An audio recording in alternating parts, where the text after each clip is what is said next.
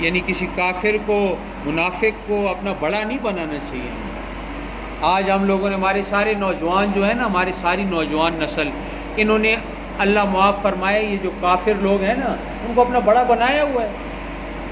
ان کی طرح کے لباس کیوں پہنتے ہیں؟ ان کی طرح کے بال کیوں رکھتے ہیں؟ ان کی طرح بولنے کی کوشش، چلنے کی کوشش، کرنے کی کوشش، سب ان کی طرح کیوں کرتے ہیں؟ اس لیے کہ منہ سے تو نہیں بولتے، لیکن دل جو ہے وہ ان سے متاثر ہے. یہ دھوکہ ہے. یہ دنیا دھوکے کا گھر ہے بھائیو. یہ سیدھا سادہ گھر نہیں ہے، یہ دھوکے کا گھر ہے. یہاں پہ صحیح الٹا نظر آئے گا، الٹا صحیح نظر آئے گا. شیطان کے پیچھے چلنے میں کامیابی نظر آئے گی، اللہ کے پیچھے چلنے میں کامیابی نہیں نظر آئے گی. مال میں کامیابی نظر آئے گی بس، اور غربت میں ناکامی نظر آئے گی. اللہ کہ بالکل ایسے نہیں ہے. کوئی غریب آدمی خدا کی قسم ناکام نہیں ہے. غریب آدمی عظیم آدمی ہے، لیکن غریب آدمی عظیم آدمی اس وقت بنے گا جب اپنے اللہ کو پہچانے گا، جب رسول اللہ صلی اللہ علیہ وسلم کی تابعداری والی زندگی اختیار کرے گا. ورنہ اس میں اور ایک اس امیر میں کیا فرق ہے جو دن رات شراب پی رہا ہے، شراب کباب کے مزے لے رہا ہے؟ وہ بھی حرام میں پڑا ہوا ہے، یہ بھی حرام میں پڑا ہوا ہے. نماز چھوڑنا نہیں ہے بھائی. نماز چھوڑیں گے اللہ تعالیٰ ہم سے ناراض ہو جائے گا. نماز چھوڑ کر ہم کامیابی کبھی بھی نہیں حاصل کر سکتے. ہمارے معاشرے نے آج نماز چھوڑی ہوئی ہے بالعموم. اللہ تعالیٰ معاف فرمائے. اسی لیے تو ہمارے معاشرے میں کوئی خوشی نہیں ہے بھائیو. کبھی سیلاب آ رہے ہیں، کبھی زلزلے آ رہے ہیں، کبھی بارشیں آ رہی ہیں، کبھی یہ تکلیف، کبھی وہ تکلیف. اور ہر آدمی کیا سمجھ رہا ہے؟ بس پیسے بنا لو. ابھی اتنے بڑے پیسے والے آدمی پر جب سیلاب کا پانی آیا تو سیلاب کے پانی نے اس کی زمین کو بھی ڈبو دیا. کتنے لوگ ہوں گے جو سیلاب کی زد میں آئے تو ان کے گھر بھی ڈوبیں گے. وہ تو یہ نہیں دیکھ رہے. ہم نے یہ کرنا ہے کہ ہم نے اللہ کو راضی کرنے کو اپنا مقصد بنانا ہے. ہم نے حضرت محمد رسول اللہ صلی اللہ علیہ وسلم کی تابعداری کو اپنی زندگی کا مقصد بنانا ہے. ہم کبھی بھی خوشحال نہیں ہو سکتے پیسے کے ساتھ، چیزوں کے ساتھ، اسباب کے ساتھ. کبھی بھی ہمیں خوشی نہیں. ہاں ظاہری طور پر ایک عزت ملے گی، ظاہری عزت جسے کہتے ہیں. حقیقی عزت نہیں ملے گی. حقیقی عزت کا پیسے کے ساتھ کوئی تعلق نہیں. وہ تو اچھے اخلاق کے ساتھ تعلق ہے. سب سے اچھے اخلاق والا ہوتا ہے، ہم اس کی کتنی قدر کرتے ہیں، چاہے اس کے پاس پیسے ہوں یا نہ ہوں. اچھے اخلاق ہوں، محبت کرنے والا ہو، ساتھ کھڑا ہونے والا ہو، بھائی بننے والا ہو، اور سب سے بڑھ کر یہ کہ اللہ کے ساتھ جوڑنے والا ہو. تو اس لیے دیکھیں، یہ تو ماشاءاللہ جیسے واقعات کی بات ہے، کچھ بات جو ہے نا ہمارے سامنے روزانہ کے اعتبار سے، اس اعتبار سے بھی آئے کہ بھائی دین کی محنت کے اعتبار سے یعنی جو سختیاں، پریشانیاں صحابہ اکرام رضی اللہ تعالیٰ عنہ اجمعین نے اللہ کے راستے میں نکل کر جو محنت کی ہے، تو ہمارے سامنے ہمارا مقصد بھی آئے. مقصد کی جو بات ہوتی ہے وہ بہت ضروری ہے. تو اس بات کو تھوڑا سا یہاں پہ انہوں نے ماشاءاللہ بہت اچھا کر کے لکھا ہوا ہے. میں تھوڑا سا آپ کے سامنے پڑھ لیتا ہوں تھوڑا سا.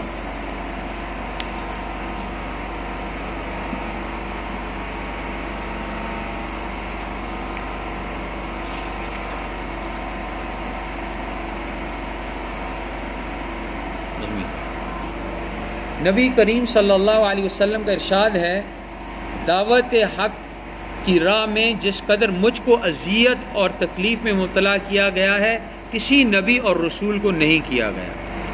پس جب سردار دو عالم صلی اللہ علیہ وسلم اور ہمارے آقا و مولا نے ان مصائب اور مشقتوں کو تحمل اور بردباری کے ساتھ برداشت کیا، تو ہم بھی ان کے پیرو ہیں اور انہی کا کام لے کر کھڑے ہوئے ہیں.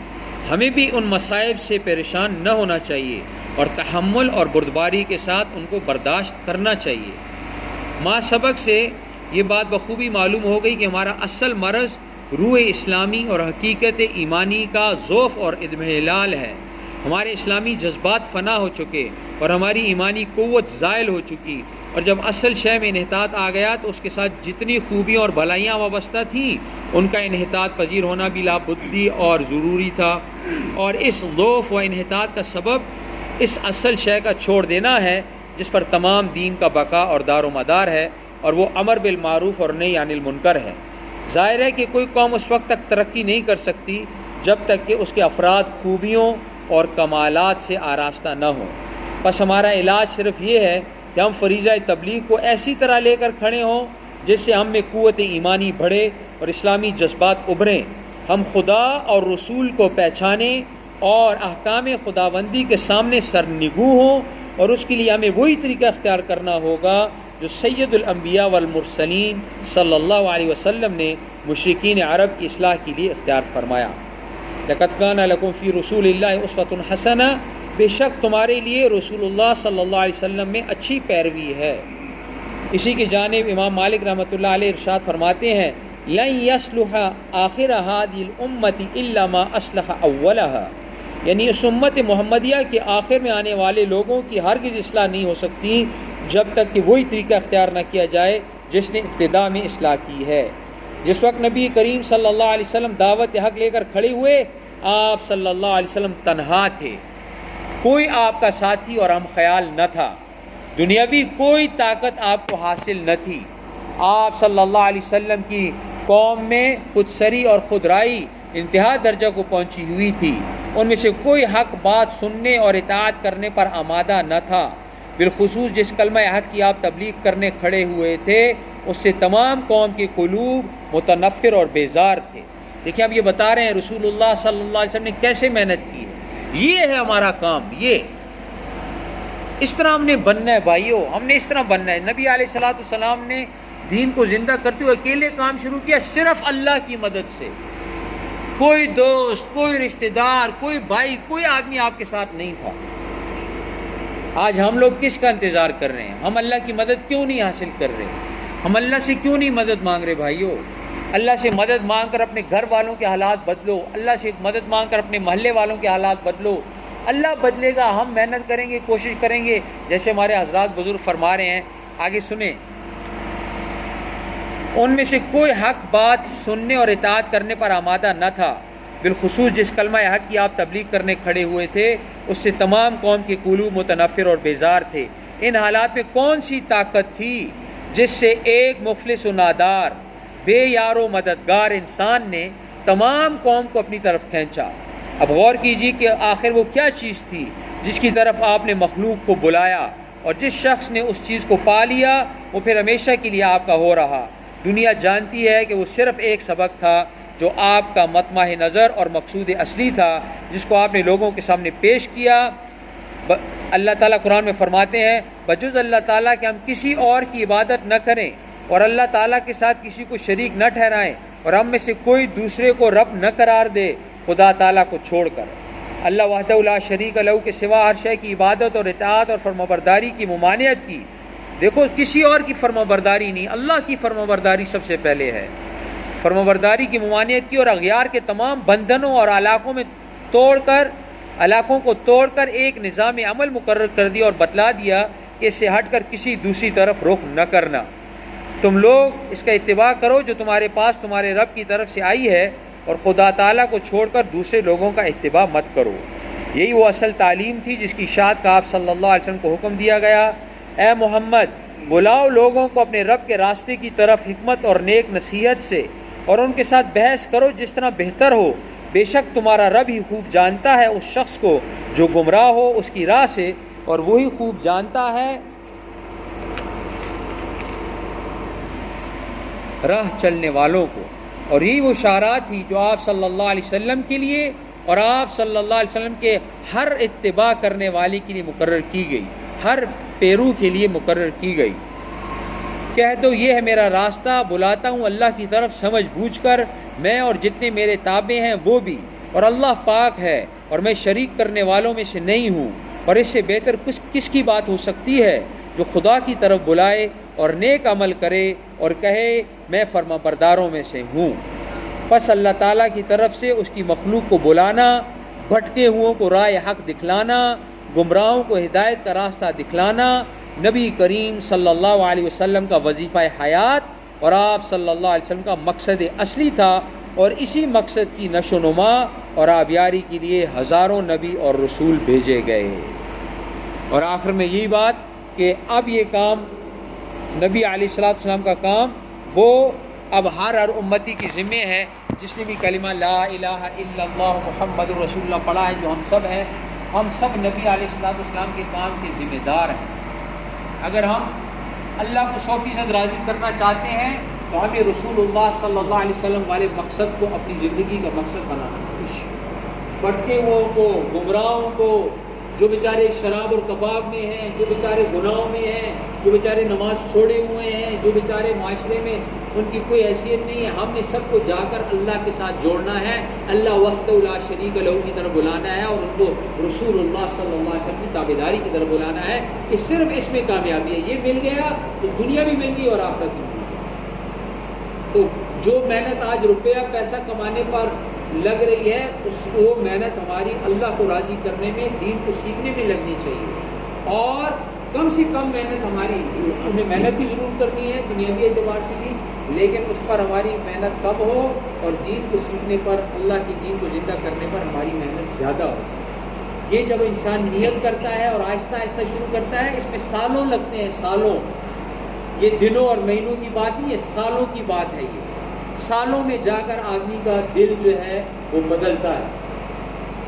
یہ تو اللہ والوں کی نظر ہوتی ہے، کسی کے دل کی اوپر پڑ جائے تو ایک نظر بھی کافی ہوتی ہے، لیکن اس کے بعد آدمی کو محنت کرنی پڑتی ہے، محنت کر کے سیکھنا پڑتا ہے، سمجھنا پڑتا ہے، نماز کو بنانا پڑتا ہے، ذکر کو بنانا پڑتا ہے، تلاوت کو بنانا پڑتا ہے، رات کو اٹھنے کی فکر، اور اس طرح سب کی فکر اور سب کی محبت۔ کوئی ہمارے نزدیک برا نہیں ہے۔ یہ باتیں یہاں پر ہم چھوڑ دیں، میری ذات کون سی اور اس کی ذات کون سی ہے، ہم سب اللہ کے بندے اور حضرت محمد رسول اللہ صلی اللہ علیہ وسلم کی امتی، بس۔ اللہ تعالیٰ نے قرآن میں فرمایا تو کہ سب سے بہترین وہ ہے جو زیادہ تقوی والا ہے، اعمال والا ہے، بصیرت والا ہے، جو اللہ کو راضی کرنے میں لگا ہوا ہے، جو آخرت کی فکر میں لگا ہوا ہے، جو سب کو جوڑنے میں لگا ہوا ہے۔ ہم نے سب سے اچھا بننا ہے، ہماری ذات اور نسل کے اعتبار سے نہیں بھائیو، اپنی ایمان اور اعمال کے اعتبار سے۔ سب نیت کرتے ہیں انشاءاللہ۔